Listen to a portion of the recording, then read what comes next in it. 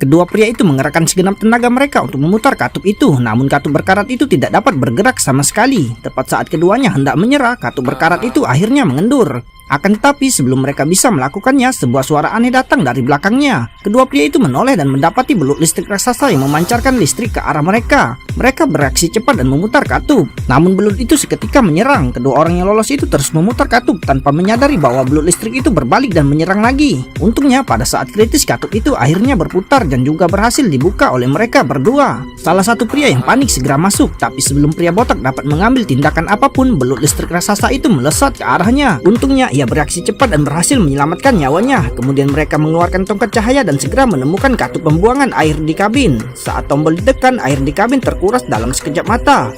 Ketika mereka memasuki kokpit, mereka terkejut menemukan semua barang di dalamnya masih utuh. Lalu mereka berdua meraba-raba di dashboard dan segera menemukan tombol start. Namun saat saklar ditekan, lampu di dalam kapal selam hanya menyala sesaat lalu padam lagi. Pria itu tiba-tiba putus asa karena gunung berapi di pulau mereka telah meletus dan seluruh pulau akan segera tenggelam ke dasar laut. Kapal selam adalah satu-satunya harapan mereka untuk melarikan diri. Pria botak masuk ke dalam ruang peralatan dan mendapati bahwa baterai dari ratusan tahun lalu sudah kehabisan daya. Pada saat ini tiba-tiba ada cahaya di luar kaca depan dan pria botak segera memikirkan sebuah ide cemerlang. Ia lalu menghubungkan salah satu ujung kabel ke mesin dan ujung lainnya ke tombak. Kemudian ia mengenakan peralatan selamnya dan berdiri di haluan. Saat pria itu menggoyangkan senternya, pelut listrik yang merasakan musuh itu segera menyerbu.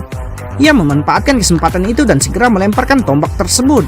Belut listrik yang tak terkendali itu terus berayun dan arus berkekuatan ribuan watt di tubuhnya langsung memenuhi semua mesin, dan kapal selam yang tidak aktif selama ratusan tahun itu akhirnya menyala lagi. Pada saat ini rekan yang di atas akhirnya tiba, tapi sebelum mereka dapat menemukan rekannya, pantai tiba-tiba berguncang dan kota kuno dari kejauhan langsung tenggelam oleh air laut. Seluruh pulau tampak hampir tenggelam. Tepat ketika ketiganya mengira mereka dalam bahaya besar, sebuah kapal selam berbentuk aneh tiba-tiba keluar dari dasar laut, lalu membuka kabin dan menyedot beberapa orang ke dalamnya. Namun krisis belum selesai saat ini. Melihat benda besar jatuh di depannya, pria botak hanya bisa mengendalikan kapal selam dengan hati-hati untuk menghindarinya. Melihat ada batu besar yang hendak menghalangi rute, ia segera meminta rekannya untuk mengambil alih kemudi, sementara ia sendiri mengambil sebuah rudal dan memasukkannya ke dalam tempat peluncuran. Dengan suara keras, batu besar di depannya langsung hancur berkeping-keping dan beberapa orang berhasil lolos dari bahaya. Saat kapal selam itu berlayar ke Samudra Pasifik, petualangan mendebarkan mereka akhirnya berakhir.